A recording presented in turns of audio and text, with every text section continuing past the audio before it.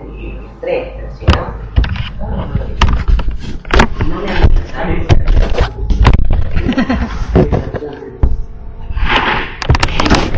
no usa el topo del agua. Bueno, trabajando hacia la construcción física, ¿sí? Del modelo conceptual, Francisco se fue hacia la vista externa y yo estoy yendo hacia adentro, ¿sí? Pero vamos a trabajamos con el modelo conceptual fue el ver, ¿sí? Que nos permite preocuparnos de cómo lo vamos a implementar y preocuparnos más por plasmar en un diagrama lo que está sucediendo en la realidad con el sistema de información, ¿sí? Lo que ahora vamos a retomar es el modelo lógico, es decir, cuando yo ya tengo en claro qué sucede, tengo que ver cómo lo implemento, o sea, cómo podría construir este modelo. En el cómo tengo que tener en cuenta sobre qué soporte lo voy a hacer, o sea, qué tipo de base de datos voy a usar. Dentro de los tipos bibliotecarios, orientado a objetos, orientado a registro, jerárquica, nosotros vamos a usar como modelo lógico el modelo relacional, ¿sí? El modelo relacional, y esta viene la chorrera de cosas que tenemos que ver, tengan presente que es aquel modelo lógico que agrupa los datos en relaciones. Y en este caso la relación tiene un significado un poquitito diferente al que veíamos en el DER, por favor que no se haga un menjú.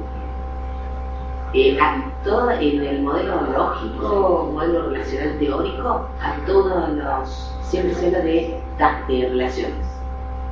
Lo que nosotros vimos en el OpenOffice, cuando hicieron la mini gráfica, las relaciones se llamaban tablas, ¿sí? Pero es lo mismo.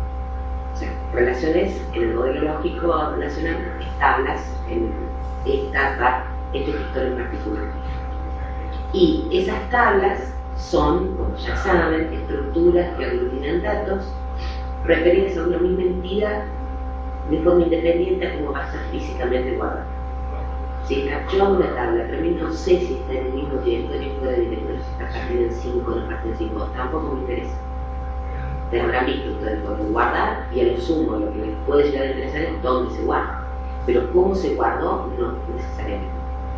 Cuando el sistema de información es muy grande, hay que tener cuidado de eso. Se tiene cuidado una vez que se arma y se diseña las tablas. Porque se limpia toda esta base de datos, 3 tablas acá, cosas acá. O cuando estoy trabajando en tablas distribuidas, o sea, son sistemas distribuidos geográficamente, por ejemplo, o cuando son sistemas que están colocados en la web. Si son grandes hay que tener presente, los servidores tienen capacidad de almacenamiento, por la razón que sea, de que ahí sí, de pronto se hace un trabajito más fino luego con el almacenamiento físico. Como nosotros no vamos a hacer ese tipo de sistemas que son muy grandes, vamos a desligarnos un poco de la parte física, del nivel físico. ¿Por qué se hace este tipo? ¿Cuáles son los objetivos que tiene este modelo? Son 4. Primero, independencia física. Otra vez, nuestra relación no me interesa a mí. De últimas, dónde van a estar almacenados y dónde se almacenan tampoco tienen que interferir como yo lo estoy pensando en la construcción de la base. ¿Sí? O sea, no puedo, porque lo estoy guardando en 3 discos fijos en tabla. No tiene que ver eso, uno tiene que pensarlo separado de cómo después se va a almacenar. La otra cuestión son las independencias lógicas. Esto implica que nosotros estamos haciendo la base. ¿Cómo se va a consultar esa base? No nos interesa tampoco en este nivel. Bueno, no lo ordené, se deja tanto perro, escucha, llamala. No ve. Vale, pues. Una cosa es el nivel físico, otra cosa es el nivel intelectual. Claro. Ahí están las alturas. Hace parte de causó la Sí. Yo hago unos nombres esos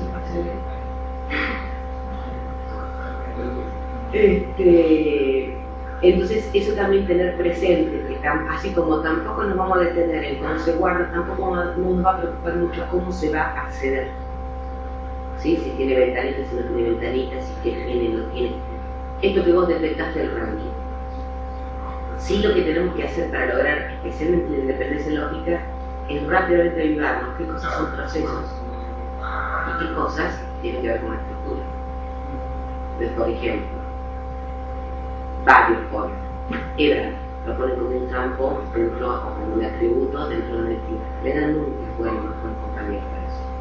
Porque cada año que pasa, yo tengo un empleado que hace 20 años en la empresa, 20 veces tuve que entrar a la base de la empresa. En ese caso, en vez de tener dentro de la estructura el dato, me conviene tener algo que yo pueda luego calcular rápidamente. Por eso se pone la fecha de nacimiento. Cuando necesito la edad, hago un mini cálculo y saco para la edad. Entonces, ese tipo de cuestiones hay que tenerlas presentes porque de alguna manera pueden molestar a cómo estoy concibiendo la base de datos, la forma en la cual se accede. Ahora, eso no significa que yo no tenga presente los requerimientos del usuario. Los requerimientos del usuario no son siempre acciones. A veces tiene procesos que necesitan, a veces tiene que ver con necesidad de que se guarde algo o de que algo fluya informáticamente de un lugar a otro. Entonces, cuidado, no tampoco es cuestión de decir, prestando de atención al profesor y me dice, tienes que hacer esto, porque en realidad me está diciendo todo lo que quiere que haga el sistema. Cuidado, porque la base de datos necesita tener una estructura que soporte todos los procesos que necesita el usuario. La otra cuestión es, por supuesto, flexibilidad. O sea que debe poder ofrecer recortes. ¿Sí? Y entonces eso implica una estructura determinada también, que lo vamos a ver más adelante. Eso lo dejamos ahí pendiente, pero es una característica importante de la flexibilidad. Y uniformidad, porque siempre la estructura lógica es una tabla. Y si siempre la estructura lógica es una tabla, vamos a contemplar lo que ya hemos, lo que ustedes ya saben, lo que ustedes ya vieron en esta mini práctica que hicimos a principios del año. Que toda relación está formada por atributos, ¿sí? Y por las que en ese dibujito son filas. En el modelo relacional se le llaman tuplas, y se lo tengo que decir por si alguna vez consultan alguna bibliografía diferente. Pero que la tupla nosotros le llamamos registro. ¿Se entiende la correlación? Atributo campo, que es lo mismo, tupla o registro, que son las filas que se ven. Atributo campo columna, tupla registro fila, ¿sí? Con las mismas características que tenía en lo que estuvimos viendo para el OpenOffice, en ese sentido. Otra cosa más, nunca se confundan el nombre del atributo con el contenido, con el valor. ¿Sí? Esto que a veces te pasa. En ese caso, no, si yo necesito guardar el mes, no tengo por qué poner 12 atributos. Es un atributo que cambia de valor. Eso cuesta un poco porque hay que extraer, pero hay que tenerlo presente, si no se me hace una frase de datos. Sí, bien grande. Cada tupla debe corresponder a un elemento del mundo real o alguna transacción, no necesariamente un ser o una cosa, una transacción, también puede ser. Y la otra cuestión es que no puede haber dos tuplas iguales, porque si no, estaríamos generando redundancia. Entonces, como estos son sistemas orientados a datos, se intenta que no haya dependencia, que no haya redundancia, que no haya aislamiento, todo lo que vimos al principio. Alrededor de esto hay tres conceptos importantes. O sea, las relaciones, o sea, las tablas, tienen un dominio, que es un conjunto finito de valores del mismo tipo que los atributos pueden tomar. ¿Sí? ¿Entienden lo que acabo de decir? No. Bien. El dominio reúne a todos los posibles valores que puede llegar a tener el atributo en un momento determinado. Por ejemplo, el dominio de mes, el atributo es mes. ¿Cuál va a ser el dominio? Enero, febrero, marzo, abril. Porque el mes puede tomar esos puntos como máximo. Si yo, en vez de manejar la palabra, manejo el número, va a ser de 1 a 12. ¿Sí? Ese es el dominio. El dominio es el conjunto de valores que puede llegar a tomar el atributo en un momento dado. ¿Sí? Y se pueden mostrar por intención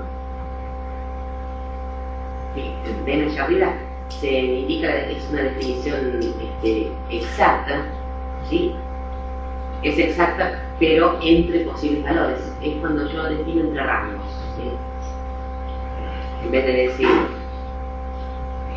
la edad puede estar entre 0, 1, 2, 3, 4, 199, no, puede decir entre 0 y 99. Pongo el rango inferior, el rango superior y ya ahí tengo contenido. La otra manera es definirlo con extensión. En ese caso, se puede poner, si ya un ejemplo del tipo de atributo, del tipo de valor que puedo tomar el atributo. Si estoy en Argentina, son las provincias, con poner las primeras, se sabe que entonces tiene en cuenta todas las provincias, ¿sí? El primero se le llama exacto porque yo pongo específicamente el rango. Si yo... Estoy tratando de buscar un ejemplo. Supongamos, no sé, estoy buscando uno que tenga dominio más chiquitito.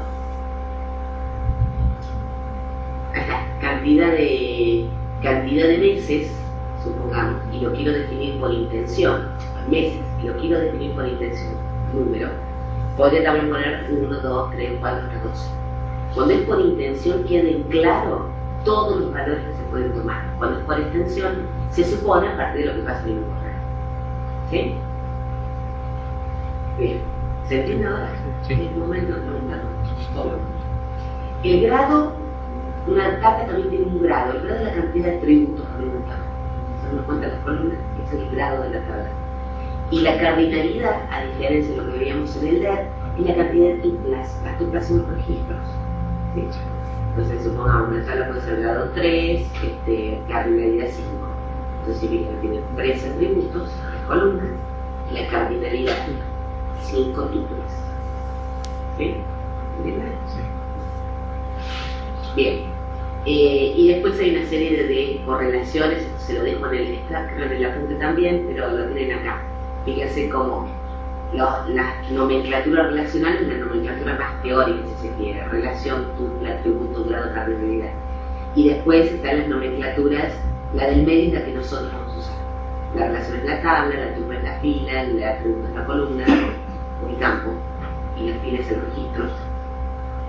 Número de columnas, número de filas, ¿sí? La del medio es la que es más tangible, uno lo ve directamente en la tabla. La última es la que está en el medio, entre una teórica y una práctica, ¿sí? Lo importante es que puedan hacer este correlato, chicos. O sea, que quede claro qué cosa, cómo se relaciona la secuencia de relaciones entre cada una de las cosas. Bien.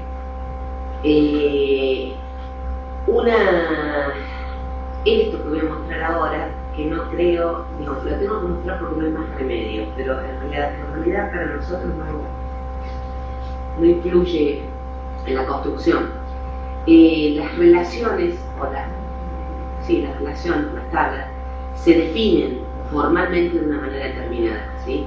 Uno en general no pone la tablita así, la de arriba, sino que la pone como está abajo, ¿sí?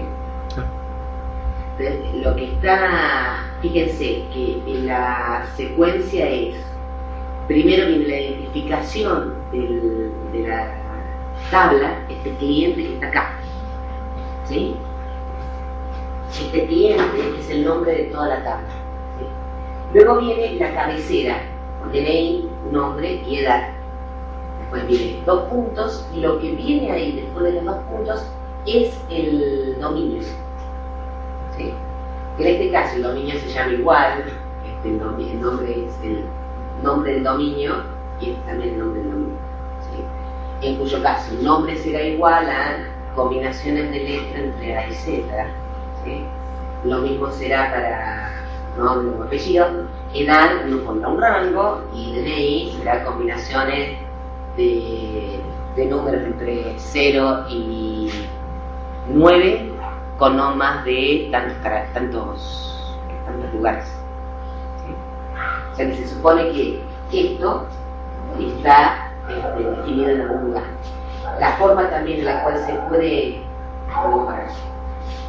se puede mostrar el cuerpo. Esto debe ser la definición bien formal de la cabecera de la tabla. Si yo quiero mostrar el cuerpo, fíjense cómo se hace. Se pone cada uno de los nombres, cada uno de los atributos, atributo DNI, atributo nombre, atributo edad. Entre paréntesis se separa la tupla, coma, y vuelve a empezar. DNI, nombre y edad, otra vez viene los paréntesis, se separa con la coma, DNI, nombre y edad. ¿Sí? Cuando ustedes vean bibliografía o cuando se hacen manuales de base de datos, manuales del usuario, se usa así, más o menos. Aunque ahora, se ha ayornado y se puede capturar la pantalla y pegar la pantalla, pero mucho de la nomenclatura está todavía en este tipo de formato que está más bien. En realidad uno lo mira y uno se logra advertir qué es lo que estamos trayendo. Pero si no lo logra advertir, lo tendría que poder advertir, porque son maneras también de formular, de definir eso. Por eso no muestro nada más, porque de pronto se van a encontrar con lugares donde está definido así.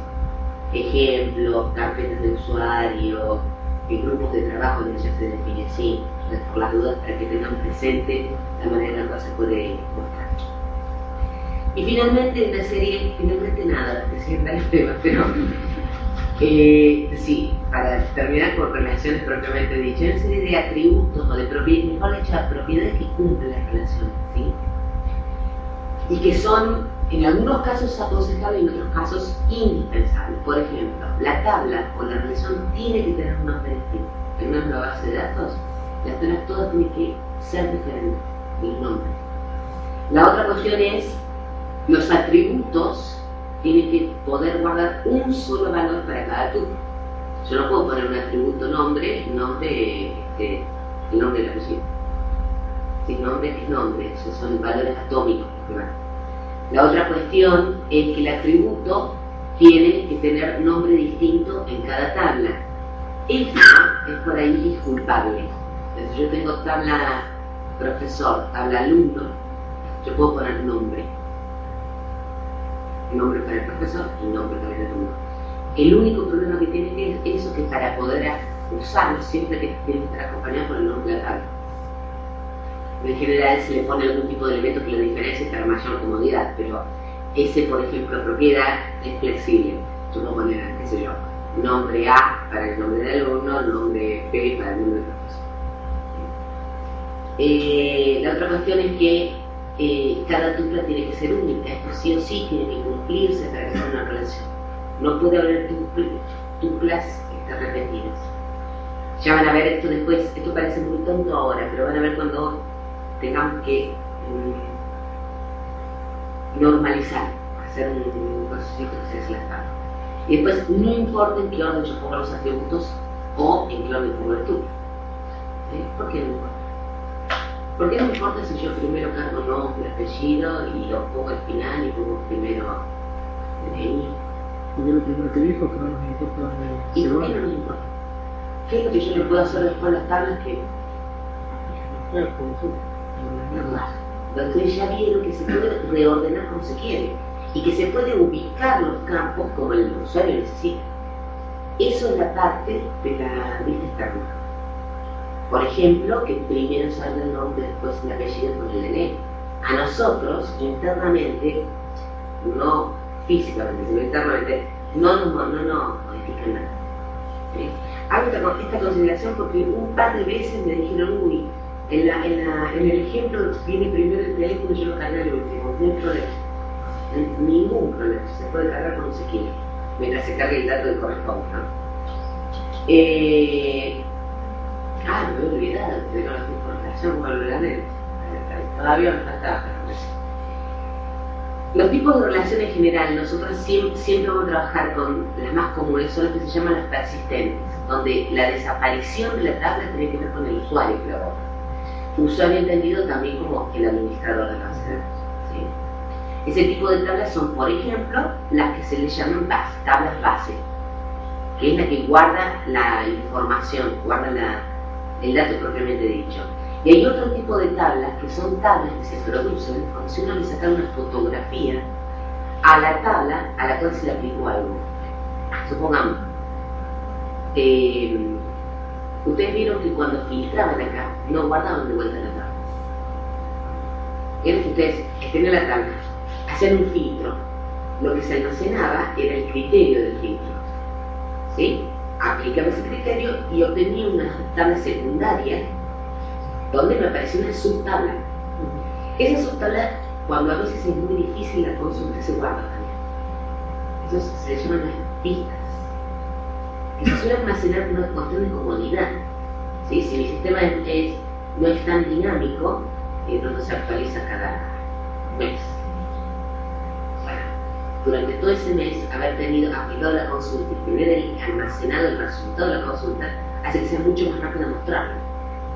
Y no tener que, cada vez que el usuario me la pide, generar la consulta, o sea, aplicar la consulta y luego no.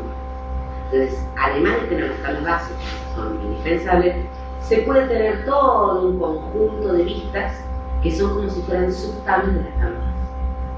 ¿Sí? Incluso, ustedes trabajan con una sola tabla, pero a veces se generan tablas que son vistas, que es la conjunción de varias tablas. ¿Sí? O sea que ni siquiera responde a una de las tablas bases, sino que es algo nuevo.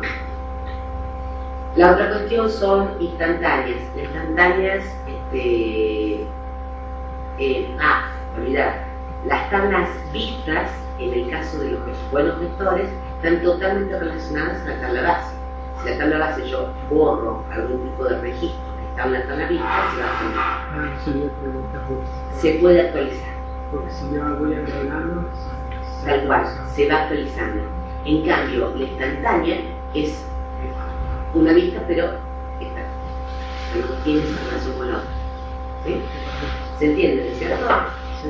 La diferencia con lo que teníamos nosotros con la consulta es que es como haber guardado la tablita chiquita de la consulta. Ahora, lo que tiene que tener presente es que tiene que estar la relación y dinámicas.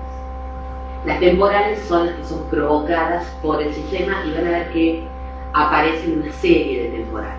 ¿Sí? Por ejemplo, las que nosotros vimos, cuando veíamos consultas, son temporales. Yo salía de la consulta y se guardaba la tabla. De hecho, no podía guardar la tabla. Podía guardar, sí, podía marcarla, copiar y pegar, pero no podía, el sistema no tiene para guardar eso. Eso se llama temporal.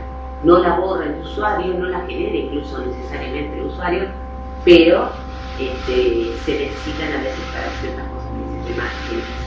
Es que se borra un dato y mata un error. ¿Un dato de dónde? De ahí, cuando puse consulta, se borra de uno, un registro y un dato. Claro, porque en realidad o te vas a la estructura y lo borras de la estructura, o te vas y rediseñas el criterio. Si te está apareciendo un registro que no corresponde a la consulta, que está mal diseñado el criterio. O lo hiciste muy grande. Es claro que no te permite. No te permite porque en realidad esa es una temporal que surgió de un criterio que voy a aplicar. Mejorar el criterio. Eso cuando uno quiere hacer el famoso tango con alambre. Sí. Entonces le dice, ay, me salió, yo quiero que me salga algo. Sí, no me gustó lo que hizo Barra. Eso suele ocurrir. Al igual que con los atributos, esto es muy parecido al otro, tenemos tres tipos de atributos. La clave, que acá se le llaman claves. La clave candidata, la clave primaria y la clave alternativa. La clave candidata es todo ese conjunto de atributos que puede identificar unívocamente cada tupla de la relación. Siempre tiene que haber una, al menos una, en cada tupla. Cuando los mismos datos no me permiten identificar unívocamente algo o alguien, tengo que generarlas yo. Entonces, yo tengo que crear una de que ahí aparecen los famosos ID. Bueno, son construcciones artificiales. Si yo en cambio uso, supongamos, el DNI, ese atributo está referenciado en el mundo real. Y la clave alternativa son todas las candidatas que sobraron. A veces yo tengo más de una. Supongamos que yo estoy modelando alumnos. Yo podría usar DNI como clave primaria o el número de legajo. Entonces, supongamos que yo me juego por DNI. Número de legajo pasa a ser clave alternativa. Es clave candidata. Podría haber sido la clave principal, pero no fue la elegida. ¿Sí? Y después hay una cuestión que después un tipo de clave que no hemos visto, que se llama la clave ajena, foránea o secundaria. Y tiene que ver cuando se relacionan dos tablas, ¿sí? Fíjense esto, voy a hacer esto de la clave foránea y de la relación de estándar, lo vamos a ver más adelante, pero quiero a ver que le vaya entrando el concepto. Yo tengo ahí dos relaciones. Esta es una relación 1 a 1. Tengo la entidad equipo y la entidad jugador, ¿sí? ¿Cuántos jugadores hay en cada equipo? ¿Más de uno? ¿Estamos de acuerdo? ¿Sí? Y yo todo lo determino. Un jugador puede estar solamente en un equipo. ¿Se entiende esto? Ahora miren. Yo no puedo mezclar esto. Los equipos son su propia, es una entidad, es otra entidad, pero tienen absoluta relación. Entonces, cuando trabajamos en el DER, esto le ponía acá un triángulo, un rombo, le ponía un ovario y listo. Cuando trabajo en el modelo relacional, en esos casos donde hay relación entre una entidad y la otra, tiene que haber al menos un campo en común. Fíjense, número de equipo lo tengo también acá. Este es el campo en común, ¿sí? Y no en el DER no hay necesidad de poner el campo en común, porque está la relación, pero acá sí. Acá estamos trabajando más bajo nivel. Entonces, fíjense, hay 4 jugadores, ¿sí? Donde el primero juega en el equipo 3, el segundo juega en el equipo 2 y los últimos 2 juegan en el equipo 1, ¿sí? Este campo que no pertenece realmente al jugador, propiamente dicho, digamos, el jugador lo tiene asociado, sí, en realidad sí, el jugador tiene asociado un número de equipo, pero es un atributo que surge del equipo propiamente dicho, ¿sí? Esto se le llama la clave ajena. Es aquel campo que permite relacionar con una clave principal de otra.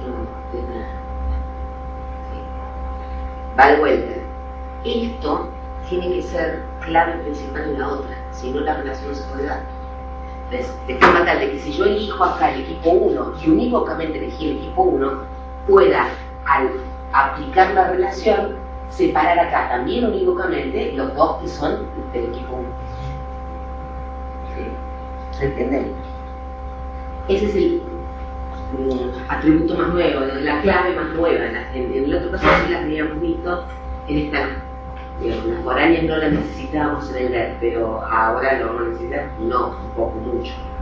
La foránea no, en general, no es la clave principal. Fíjense que en la tabla del jugador tengo mi propia clave principal, que me diferencia unívocamente cada una de las tuplas. Hola, ¿cómo andan? Hola chicos, Hola. Pero a veces puede formar parte de, ¿sí? O sea que ya vamos a ver algunos casos donde la clave ajena no es solamente la clave principal, pero eso más otro atributo se forma una clave principal múltiple, o sea, formada por más de uno, no simple sino compleja, formada por más de uno. Teniendo eso presente, cuando lo trabajemos con este tipo de modelos vamos a tener que cumplir ciertas restricciones. Algunas de ellas se deslindan de las características, ¿sí? Hay restricciones, y acá viene la parte que puede ser reconocida como imparcial, pero bueno, ¿qué vamos a hacer? Queremos saber que son inherentes, o sea que tiene que ver con la misma base, la misma cuestión relacional de la base de datos, y hay otras que son semánticas, que son incorporadas por el usuario, ¿sí? Decir que un equipo, no puedo guardar un equipo cuando no tenga al menos un jugador, ¿entiendes lo que estoy diciendo? No es una clave semántica. O sea, la tabla me lo permitiría, el modelo relacional me lo permite, pero necesito, semánticamente, yo veo cómo es el sistema de información y le incorporo desde afuera una regla a la base de datos, ¿sí? Hay después, tratar de juntar en un mismo campo dos tipos de atributos diferentes es una restricción inherente, porque sabemos que debe ser repetir y poner 2 veces el mismo registro en una tabla es una restricción inherente, o sea, no se puede hacer no porque el usuario me dijo, sino porque el tipo de base de datos no me lo permite. ¿Se entiende? Dentro de las inherentes tenemos estas que las tenemos haciendo aquí. No puede haber dos tuplas iguales, el orden de las letras no son significativos, el orden de los atributos no es significativo, y cada atributo solo puede tomar un valor en el dominio en el cual está escrito. Si yo puse edad y le puse que el dominio es de 0 a 99, no puedo luego tratar de cargar la edad 5 meses. Porque el dominio que determine no es ese. Cuando la tabla es chiquitita, cuando la base de datos es chica, uno tiene una cabeza en los dominios. Pero cuando uno está compartiendo con otro, con una parte de un departamento y está dentro de una empresa que hace sistemas grandes para toda la empresa, el dominio se escribe. ¿Sí? Porque de pronto yo puedo estar pensando fecha, vos podés estar pensando fecha, y yo pienso la fecha en la nomenclatura de la... Bueno, eso es mala estructura. Pero pienso con dos, tengo que guardar 0, 1, 0, 2, 3, vos pensás guardar con 4. ¿Sí? O edades. Yo pienso guardarlo con la palabra, o sea, escrito visualmente, y vos con el número. El dominio se pone. Después podemos discutir sobre el dominio, pero tenemos que saber que la edad, por ejemplo, va a tomar valores entre 0 y 99. Eso hace que yo, que tenía pensado que iba a escribir con palabras, diga no lo puedo hacer porque el dominio es otro. ¿Vale? ¿Qué hoy se registra según qué? Se suele registrar lo que se llama el metadato de la base de datos. Toda base de datos tiene lo que se llama los metadatos. Metadatos es un conjunto de información que suele estar en carpetas o, bueno, ahora ya virtualmente está en algunos. Los gestores de base de datos tienen un apartado para cargar los metadatos, ¿sí? Pero queda almacenado dentro de la base de datos. Son los tipos de restricciones que uno le puso. Y en la construcción de la base de datos, por ejemplo, en SQL, el dominio se puede poner. Entonces, como vos ya se lo pones ya en la misma condición de carga, ninguna persona que trate de cargar fuera de ese dominio va a poder. En ese caso, el error no te va a saltar porque vos inteligentemente de todo el campo, pero larga la misma base. Pero por ejemplo, eso es un registro de Sí.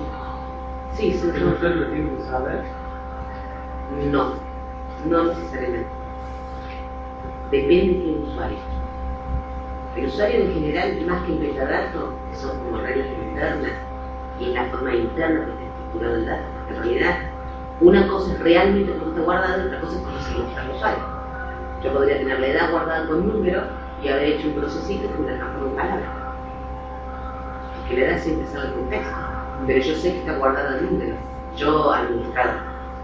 Entonces, no tiene sentido mostrar esa información al usuario, porque en realidad, cuidando, guardarse, almacenarse esta información, yo puedo tener toda una variedad de cómo mostrar la información al usuario que tiene que ver con los programas de aplicación y no con la base. Pero sí, si yo soy parte del equipo que administra la base, o me fui y aparece otro, tiene que entender cómo está estructurado. Eso tiene que estar escrito y asentado en la regula. Los dominios suelen estar asentados en la construcción del campo, por ejemplo, con la teoría. Se determina. Para el usuario, decir, bueno, pero ¿qué problema es el usuario? Bueno, el usuario, si uno lo hace a lo bestia, se le muestra crudito el campo para que cargue, en este caso, por ejemplo, la edad. Si el usuario trata de cargar la palabra, le va a sacar error, y no porque yo calculé que mi programa de aplicación lo chequea, la base de datos no lo chequea. Ya a ver, cuando creas la base de datos, le podés poner cuál es el dominio, con ese SQL, el dominio al cual responde ese dominio. ¿Sí? Las semánticas son variadas, ¿no? Pero dentro de las más comunes, ¿sí? Está, por ejemplo, la determinación de qué clave principal se va a definir. ¿Sí? La otra es el querer identificar atributos que tengan valores únicos, o sea, agregarle más claves candidatas. Y finalmente, ver si qué campo es obligatorio o no obligatorio. Y la otra es lo que se llama la integridad referencial, que implica, estas son cosas que determinan más bien el usuario de una base de datos. O sea, cuál es de todos los campos que tengo, cuál es la clave principal, es el usuario que lo puede determinar. ¿sí? Lo que pasa es que tiene que cuidarse el usuario de que tenga siempre valores diferentes. Pero si tengo un montón de claves candidatas, puedo elegir con la clave principal. Lo mismo si el campo puede no cargarse. ¿Sí? Hay campos que pueden tener valor nulo, que se le llama valor vacío. No hay valor, no es vacío, no hay valor para eso. Y la otra es que también lo define el usuario, y como usuario estoy entendiendo nosotros, que formamos la base de datos, es qué se hace con ciertas cuestiones. O sea, por ejemplo, si yo borro, fíjense que es clientes y alquiler, ¿entienden las tablas? ¿Sí? Entonces, en principio, ¿cuál es la clave ajena? ¿Foránea? Esta. ¿Cuál es la clave principal del cliente? Código cliente, ¿sí? ¿Cuál es la clave principal de clientes? Código cliente. Clave principal, clave foránea, ¿sí? En principio, siempre, este campo, el alquiler, tiene que estar definido sobre el dominio de este campo. ¿Entienden eso? O sea, este campo no va a poder tomar valores que no pueda tomar el cliente, obviamente. Por ejemplo, una restricción semántica, es decir, de todo valor que aparezca en el campo código cliente de alquileres, tiene que haber previamente algo en el campo de código cliente de los clientes. ¿Sí? A eso también se le llama la integridad referencial. Fíjense qué problema sería si yo quiero relacionar, si acá me aparece un 5. ¿A qué cliente se referencia? Cuando yo trato de buscar el cliente, buscar los datos y rastrear, no me encuentro nada. Y eso hace que sea inconsistente en el campo. La base. Ahora fíjense, no es la inconsistencia que decíamos antes que había dos valores diferentes, sino que en este caso hay un valor que no sabe con qué referencia, con qué entidad hacer referencia para obtener todos los datos de esa entidad. ¿Sí? Otra que no está anotada acá es, por ejemplo, ¿qué pasa si yo vengo y borro un cliente acá? ¿Qué suele ocurrir? Yo no tengo más el cliente Arturo Crespo. ¿Tengo que borrar este de acá o no? Eso es algo que la base no lo define, lo va a definir semánticamente el usuario. A veces sirve guardar.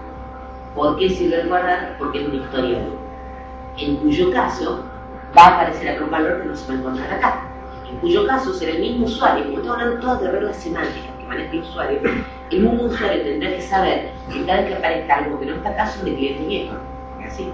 O sea, o clientes que ya no están. Pero fíjense cómo esa estructura, todo eso que armamos, no queda guardado en la base de datos.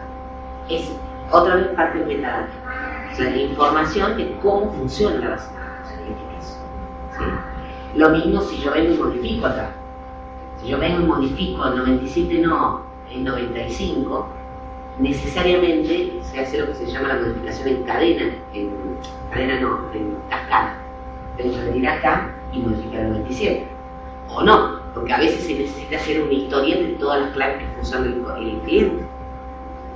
Fíjense que no es tan fácil, digamos, que las restricciones que tiene la base de datos de una parte que son bien tecnológicas porque la aplica la base, pero hay otras que somos nosotros las que tenemos que manejar. Y ahí es donde empieza la parte artesanal de la base de datos, que siempre la tiene. La base de datos no hay muchas cuestiones que se dirimen en lo que la capacidad de la persona que la está haciendo en interpretar el mundo o interpretar la necesidad. ¿Sí? Y están ustedes diagramando una planificación. Y eso implica también decirle al usuario, después el usuario más externo, ahora lo vas a tener que hacer así, ahora lo vas a tener que cargar así, ahora. ¿Sí? En ese sentido, acá parece todo muy teórico, pero uno está afectando muchas veces cómo se hace cómo se mueve en la empresa o la institución o donde se esté generando la base de datos. ¿Sí? Profe, y si a Crespo lo borro, sí, y a los 2 años vuelve, pero acá ya lo tengo todavía, ¿yo le cargo un nuevo número, un nuevo legajo? Todo eso son parte de cómo vos planteas la integridad referencial. O sea, eso que acabas de decir, que es una pregunta recontra válida, son cosas que vos te tenés que cuestionar cuando estás hablando de eso. Porque para mí yo lo daría como redundancia. No, Cuando el procedimiento va a ser cada vez que venga un cliente que era viejo y yo lo borré, buscar acá, en un número asociado y ponerse su moneda. Se pone su moneda. Si yo borré la de acá, que pongo uno nuevo, no hay problema. Sí. ¿Ves que cómo depende cómo yo enfoqué la forma de diseñar la base? Sí. Eso ya no es diseño de la base propiamente dicha, de la cantidad de campos, por ejemplo, sino diseño de procedimientos que acompañan a la base de cómo voy a hacer con las actualizaciones, o con los cambios, o si se va y vuelve.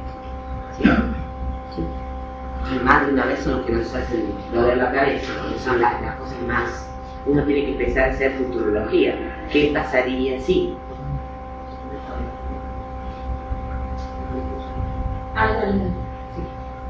¿Se entiende esto, no? Sí. Wow. Esta integridad referencial la vamos a volver a retomar. Tengan siempre presente que la integridad referencial siempre va a ser, siempre se relaciona con cómo se maneja la clave ajena en base a la clave principal con la que quiere el proceso. ¿Sí? Siempre hay una parte dentro del diseño de la base de datos que es integridad referencial. Esto que acabamos de hablar, como miércoles mesa para estos casos. Recuerden que todo eso tiene que ver, y acá no me acuerdo que vuelvo, todo esto tiene que ver con un tipo de restricción que es la semántica. La semántica es la puesta por el usuario, o sea, por el administrador. Y finalmente, en un momento voy a salir. Lo que viene medio complejo, que va a tener cierta complejidad, es ahora que sabemos cómo es leer, teniendo en cuenta todo esto que vimos teórico, cómo lo paso en modelo relacional. ¿Sí? Con el leer es fantástico para hablar con el usuario, es fantástico para hablar dentro del grupo, ¿sí? Que está armando la base de datos. Pero cuando hay que empezar a trabajar, hay que traducirlo a algo que realmente se puede implementar. En principio, la primera regla es que toda entidad fuerte se transforma en una tabla. ¿Sí? O sea, la entidad fuerte pasa a ser tabla. La otra cuestión es que los atributos pasan a ser entonces nóminas o atributos de la tabla. Eso es como directo y era lo más obvio, ¿no? Todo eso lo veníamos calculando que iba a ser así. Los identificadores principales en el LER, aquel atributo clave, pasa a ser la clave primaria. ¿Sí? Y los candidatos pasan a ser claves candidatas. Bueno, ese pueblo lo permite, se puede definir precisamente una clave, un campo es clave candidato. ¿Okay? Uno juega con dos tipos de claves, la clave principal y las claves forales. Y después, eso es lo más sencillo, pero después viene toda la complejidad de cómo ir pasando estos casos. Estos casos en particular, a mí, no, que yo se los explique de manera teórica en este momento, no tiene mucho sentido, no tendría problema, voy a agarrar un par para verlo. Pero no tiene, uno se olvida rápidamente. Sí los invito, es que estén en el apunte, pero que lo tengan a mano, porque vamos a hacer un trabajito de traspaso. ¿Sí? Se van a traspasar una cosa a la otra, que lo consulten todo el tiempo. ¿Sí? Porque estas primeras partes se hace obvio que es así. Pero más difícil es cuando tengo que especialmente fíjense, todas las primeras líneas son todas relaciones. O sea, ¿cómo hago para traducir la relación? ¿Sí? Y después aparece qué pasa con la relación ISA y dos casos de atributos, cuando tengo multivaluado, con entidad. Entonces ahí van a aparecer diferentes enfoques. Voy a tomar esta, que es una de las más complicadas. ¿Sí? En el DER, fíjense cómo era. Entidad 1, entidad 1, no sé por qué tiene 1, si es 1 y 2, aquí está el lado 2. Todos los atributos y hay un atributo que cuelga de la relación. La traducción de un 1 en general, en varios a varios, son: esto es una tabla, obvio, cada uno de esos pasa a ser parte de la tabla, y la relación que se transforma en una tabla. ¿Sí? Entonces, fíjense, en entidad 1 era esta, tengo el identificador 1 y el atributo 4. En entidad 2 era esta, aparece un 1. relación 1, el identificador, tengo el identificador 2 y el atributo 3, que es acá. La que es rara es esta nueva tabla creada a propósito, que no es una entidad en realidad, esta tabla representa una relación, donde tengo, se sumaron los dos identificadores, ¿sí? Más el atributo que correspondía solamente a la relación. ¿Sí? Si uno tiene presente, en realidad, fíjense, esta es clave foránea de esta principal. Esta es clave foránea de esta principal. O sea que puedo unirlo y encontrarlo rápidamente. Pero además, por una cuestión de comodidad, se transforma en la clave principal transformada por los dos identificantes. No le agrego nada más, sencilla. ¿Sí? Y las búsquedas en general suelen ser mucho más rápidas. Cuando está el identificador está formado, la clave primaria de la tabla de relación está formada por los dos claves. La clave compuesta. Otra cuestión, otra más que suele ser complicada es en uno a varios, ¿sí? ¿Por qué es complicada acá? Porque uno tiene que definir dónde pone cada cosa en la definición, ¿sí? En uno a varios yo no necesito agregar una tabla más. Se supone que si tengo dos entidades, ven las diferencias de acá, ¿no? Tengo la entidad 1, la entidad 2, ¿sí? Son las dos tablas que aparecen. Los identificadores y los atributos corren igual. La entidad 1 tiene el identificador 1 y el atributo 1. Y la entidad 2 tiene el identificador 2 y el atributo 3. Pero todo el resto, digamos, el atributo de la tabla más la clave de la otra se pone en el lado del varios de la relación. ¿Se entiende eso? O sea, la entidad 1 es la que va a tener, fíjense que se le suma el atributo de la relación más el identificador de la otra entidad. ¿Sí? Estas reglas se pueden sacar por lógica. Lo que pasa es que cuando uno ya tiene clara la regla y encuentra el caso, lo traduce, encuentra el caso, lo traduce, ya está. Después lo que se hace es normalizar la base. Una vez que uno traduce todo, se retoma de vuelta a la base a ver si no quedaron cosas que no pasan por encima de las expresiones. Pero por eso es tan importante que quede claro y tomarlo como si fuera una regla. ¿Sí? Tengan presente esto, porque en realidad la entidad 2 hay una sola ocurrencia que va a tener varios registros en la entidad 1. No es cuestión de, si son varios, yo tengo 5 de este lado contra 1 de acá. No puedo poner de este lado, que es uno solo, 5, porque no voy a repetir la clave principal. Pero aquel que ya se repetía, porque tenía 5 instancias que iban a ser relacionadas al entidad 2, puedo ponerle y sumarle esos dos datos. ¿Entienden lo que estoy diciendo? ¿Sí? Entonces yo tengo equipo y jugadores de fútbol. Equipo es uno, si tiene varios jugadores de fútbol. A equipo no le voy a poner el ID del jugador de fútbol, es al revés. Al jugador de fútbol, además de todos sus datos, le voy a poner, si hay algún tipo de dato de la entidad, de la relación, perdón, más el ID del jugador. ¿Sí? ¿Hay algún software que ¿Qué? software que hace esto? En general no.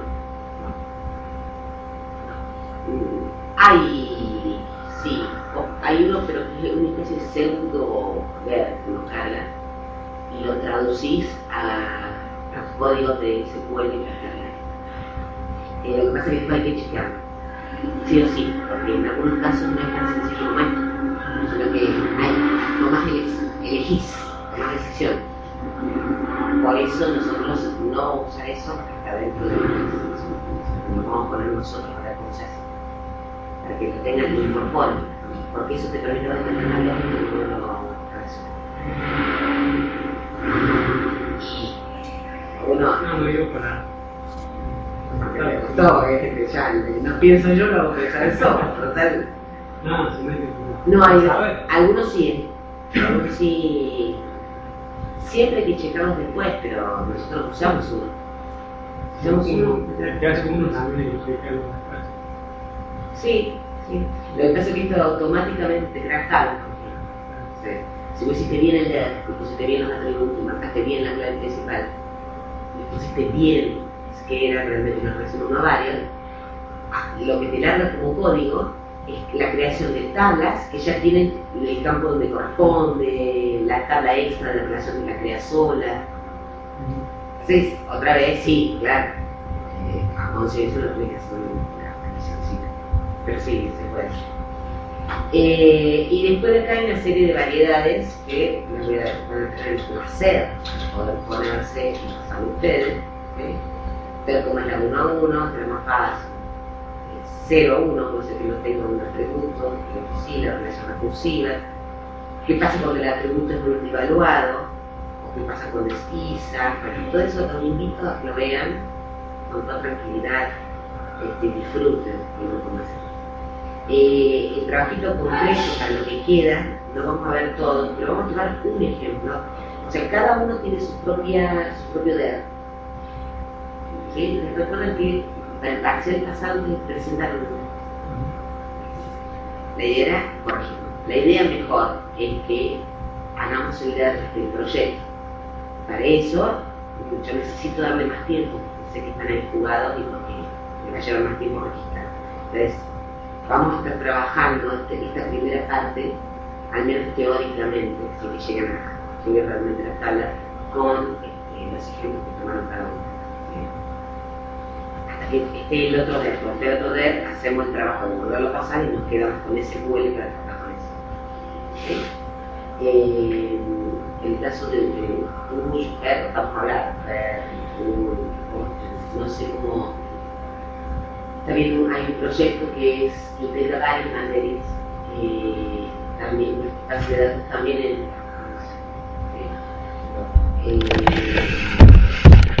la profe que acuerdo la pero tenemos que llamarla, ¿sí? Para que básicamente, porque ustedes me tuvieron la semana pasada, yo hablé algo con Hugo, pero